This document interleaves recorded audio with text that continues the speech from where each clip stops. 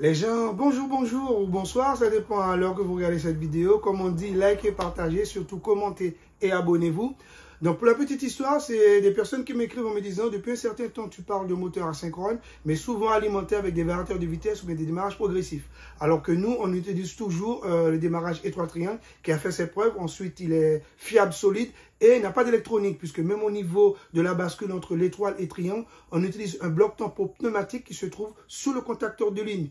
Alors je parle de ça parce qu'on aurait pu utiliser des relais temporisés tels que les RTA, RTC, RTB, RTH, RTL et la Rolls-Royce, l'RTMF qui lui regroupe les 4 premiers. Donc ce sont des petits relais qui permettent la mise sous tension, hors tension pour faire des clignotants, tout ce qu'on veut.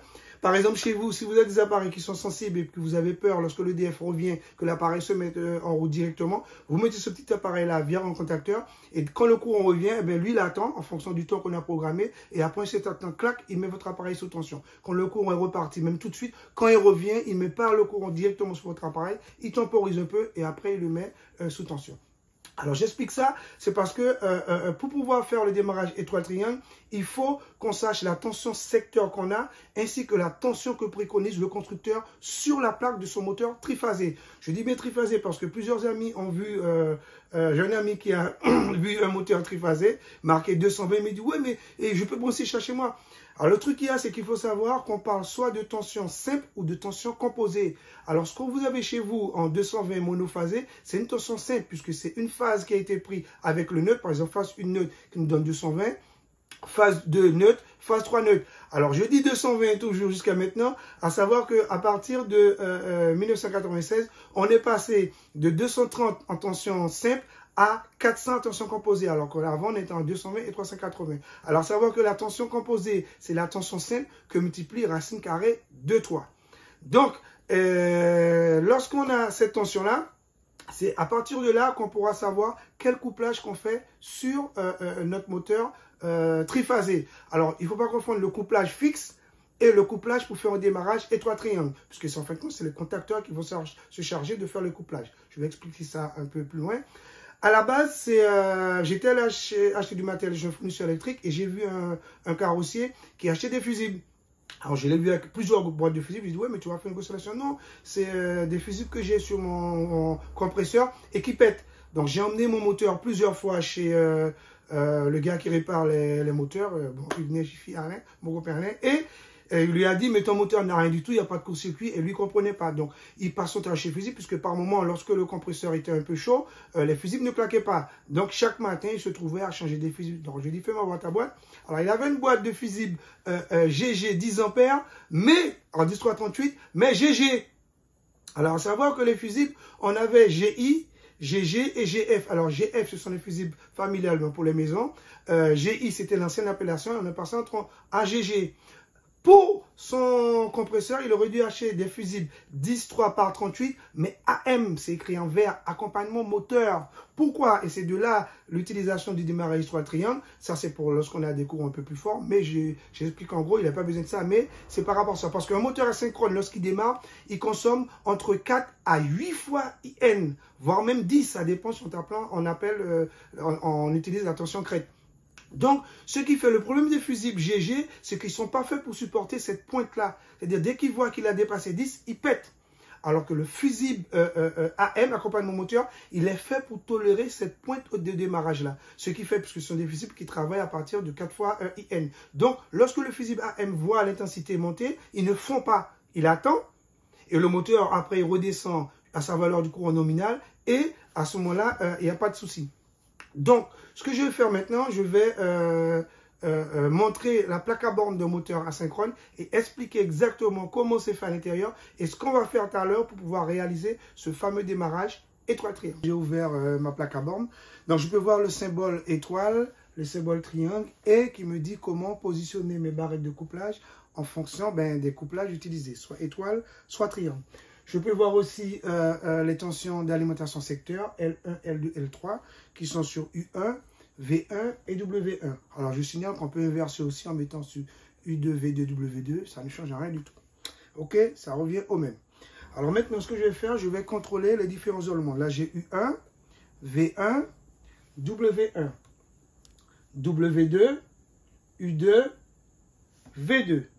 Donc, je vais tester Z1, ça va me donner U1, U2, V1, V2, W1, W2. Je vais tester maintenant à l'ohmètre. Donc, je mets mon appareil de mesure sur ohmètre. Donc, U1, U2, ça va me donner 26 ohms. V1, V2, 26 ohms. W1, W2, 26 ohms. On est d'accord. Donc là, j'ai Z1, Z2 et Z3. Donc là, bon, là, c'est un petit isolement, mais en principe, on peut passer avec ça, on fait ça avec un méga-ohmmètre. OK? Donc, c'est pas avec ça qu'on voit 1000 volts et qui permet de vérifier vraiment les défauts d'isolement sur la plaque. Donc, maintenant que j'ai trouvé mes 3 résistances sur ma plaque à borne, je vais positionner mes résistances sur le schéma. Donc, Z1, c'est égal à U1, U2, Z2, V1, V2, et Z3, W1, W2.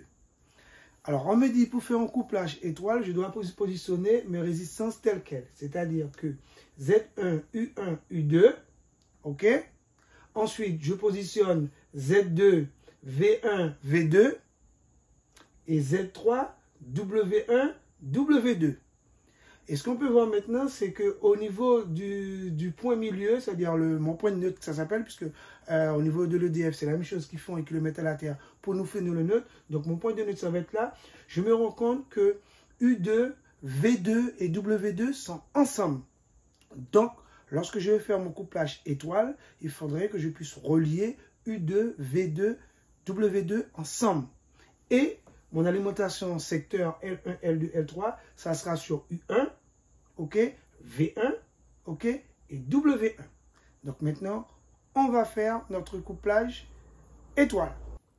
Voilà, on va faire un peu de place qu'on puisse me voir. Donc maintenant que j'ai compris, pour pouvoir faire mon couplage étoile, il faut que je relie U2, V2, W2 ensemble. Je les repère sur ma plaque à borne et je les relie avec les barrettes. Alors, je mets la 3e barrette, même si je n'en ai pas besoin. Elle va me servir pour un éventuel couplage en triangle. On est d'accord que je raccorde. Maintenant que j'ai raccordé U2, V2, W2 ensemble, je peux emmener mon alimentation L1, L2, L3 que je vais alimenter sur U1, V1, W1. OK? Alors maintenant que j'ai fini mon couplage étoile, je vais attaquer mon couplage triangle. Donc pour faire mon couplage triangle, on me dit qu'il faut que je dispose mes enroulements de cette manière-là. C'est-à-dire que j'aurai Z1, Z2, Z3 qui vont me donner U1, U2, V1, V2, W1, W2. Et ce qu'on peut voir maintenant en faisant ça, c'est que j'aurai U1 et W2 qui seront ensemble. J'aurai U2 et V1 qui seront ensemble. Et j'aurai V2, W1 qui seront ensemble.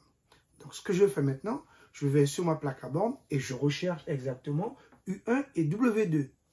Et ce qu'on va voir, c'est justement, c'était pour ça l'astuce, c'était de disposer les enroulements de cette manière-là, de façon que pour le câblage triangle, ça sera facile. Et donc, je peux voir qu'en face de U1, j'ai W2. Donc, je mets juste ma barrette et j'ai fini. Je vois aussi que en face de U2, j'ai V1, je mets ma 2e barrette. Et je vois qu'en face de V2, j'ai W1, je mets ma 3e barrette. Et là, j'ai fait mon couplage triangle. Donc, je peux maintenant emmener mon alimentation L1, L2, L3, toujours sur U1, V1, W1. Et j'ai fait mon couplage triangle. Alors maintenant, je vais voir pourquoi on doit choisir le couplage soit étoile, soit triangle. Alors, cela dépend justement de la tension secteur qu'on a et de ce qui est écrit sur le moteur asynchrone qu'on va alimenter.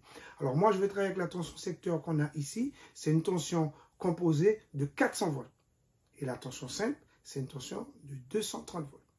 Le moteur que j'ai, c'est un moteur qui est marqué 230-400 avec le petit triangle à côté du 230, ce qui veut dire qu'un enroulement ne peut pas supporter plus que 230 volts. Donc, je vais faire un couplage étoile dans mon moteur pour la première fois et puis on verra. Donc, si ma tension composée, c'est 400 volts et que je fasse un couplage triangle, étoile du moins, je vais voir que j'ai mon point de neutre. Donc, ce qui veut dire que j'aurai une tension simple au point de neutre avec la phase 1, ou est-ce que je vais me retrouver avec du 230. Ce qui veut dire que mon moteur va bien fonctionner puisque mes enroulements auront bien du 230. Et c'est pareil Pour les 3 autres résistances, elles auront chacune 230 volts. On est d'accord? Donc, mon moteur, il marche normalement. Imaginez maintenant que mon même moteur, je décide de le coupler en triangle. Je vais me retrouver au banc d'une résistance avec la phase 1 et la phase 2, ou la phase 1 et la phase 3, ou la phase 2 et la phase 1. Et là, je vais alimenter mon enroulement directement en 400 volts. Et mon constructeur me dit que tu ne peux pas dépasser 230. Donc là, en faisant un couplage triangle sur ce moteur-là, je vais le griller. Et c'est pour ça, lorsqu'on veut faire un démarrage étoile-triangle, on a des moteurs qui sont différents. Alors, pour la série que je suis en train de dépanner, lui, c'est un moteur 400-690. C'est-à-dire que le petit symbole à côté du 400, c'est le triangle. C'est-à-dire que l'enroulement supporte 400 volts. Donc, si je fais un couplage triangle pour ce moteur-là, en l'alimentant directement avec mes 400 volts, mes enroulements seront bien alimentés.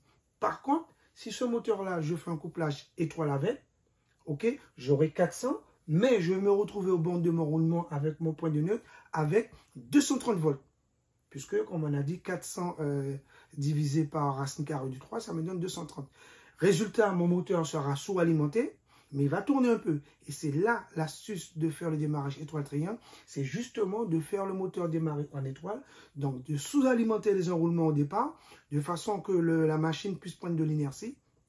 Et une fois qu'elle a pris de l'inertie, je bascule automatiquement en triangle pour lui donner son vrai courant et qu'il tourne à sa vitesse normale. C'est ça l'astuce du démarrage étoile-triangle.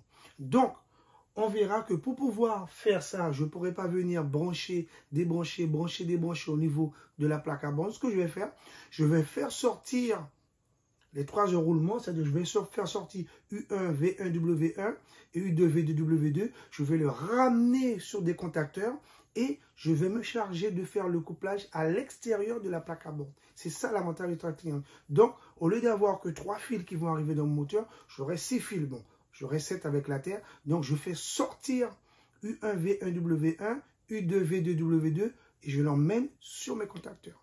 OK? Et maintenant, je vous montre le démarrage étoile-triangle.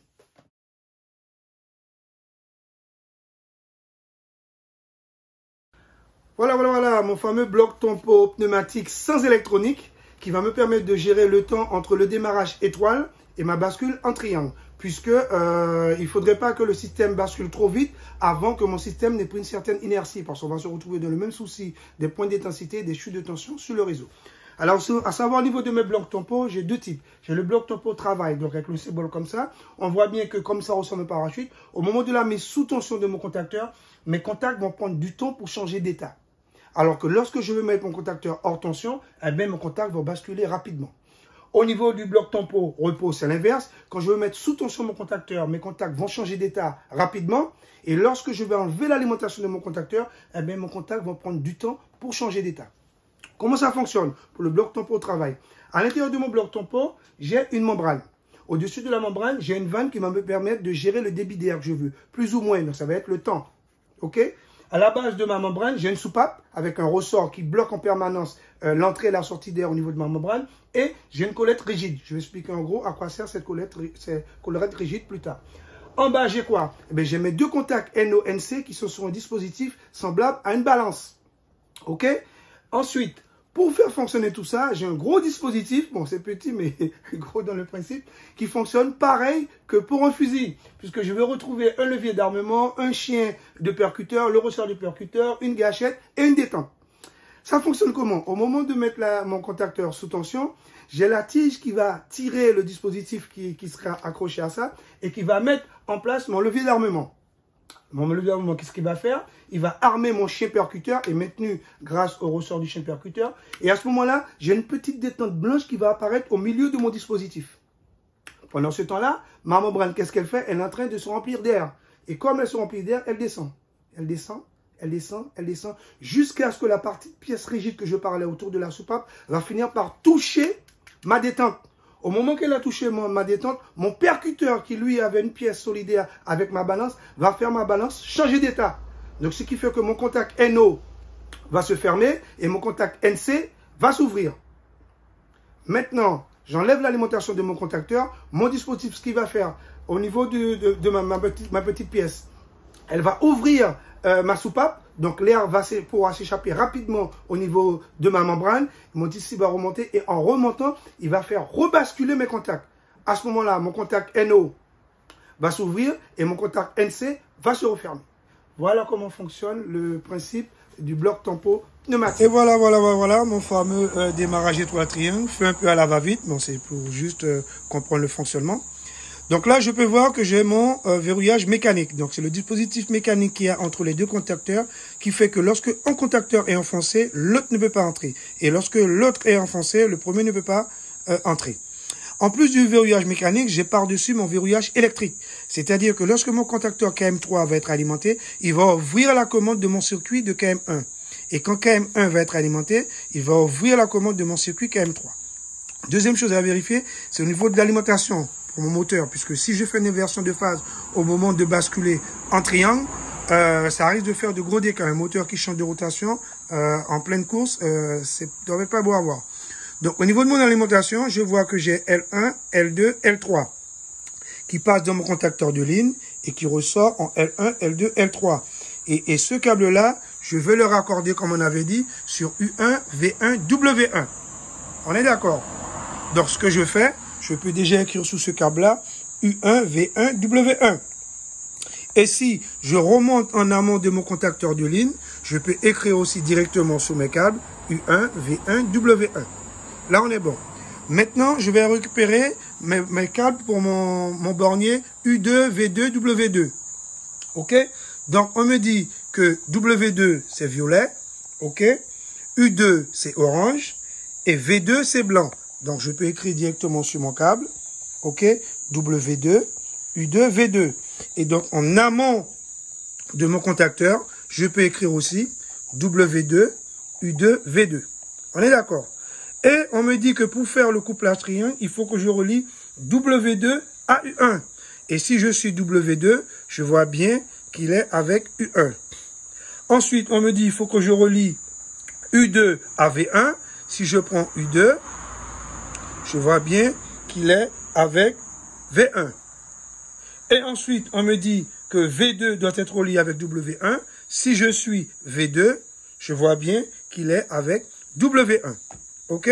Donc, mes câbles sont bien branchés. Pas d'inversion et j'ai bien fait mon couplage triangle. Donc, ce que je viens de faire là, ça va correspondre à ce qu'on avait fait en simple, en démarrage fixe. Maintenant, je vais m'occuper du couplage étoile. Alors, le couplage étoile, on me dit il faut que je relie directement ça ensemble. Donc, ce que je fais, c'est-à-dire U2, V2, W2, je récupère U2, V2, W2 que j'amène dans mon contacteur étoile. Et ce que je fais derrière, eh bien, je ponte les sorties de façon à imiter les barrettes qui sont là. C'est pour ça qu'au niveau de ces câbles-là, même si on se trompe, on les permute, il n'y a pas d'importance puisqu'ils vont être mis ensemble.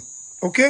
Et voilà, j'ai fini mon démarrage étoile triangle. Après, c'est le circuit de commande. On peut en discuter ou je vais mettre le schéma dans la vidéo.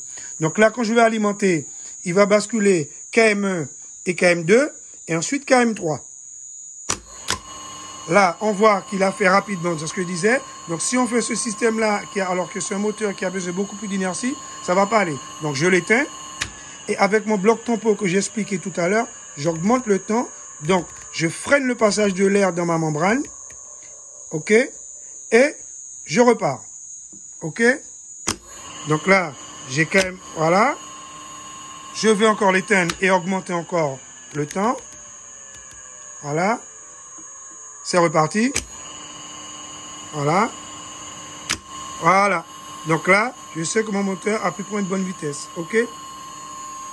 Donc là, on arrête pour faire une vitesse encore. Donc quand je démarre, j'enclenche KM2 et KM1. Et ensuite, je bascule sur KM3. Voilà. C'était ça.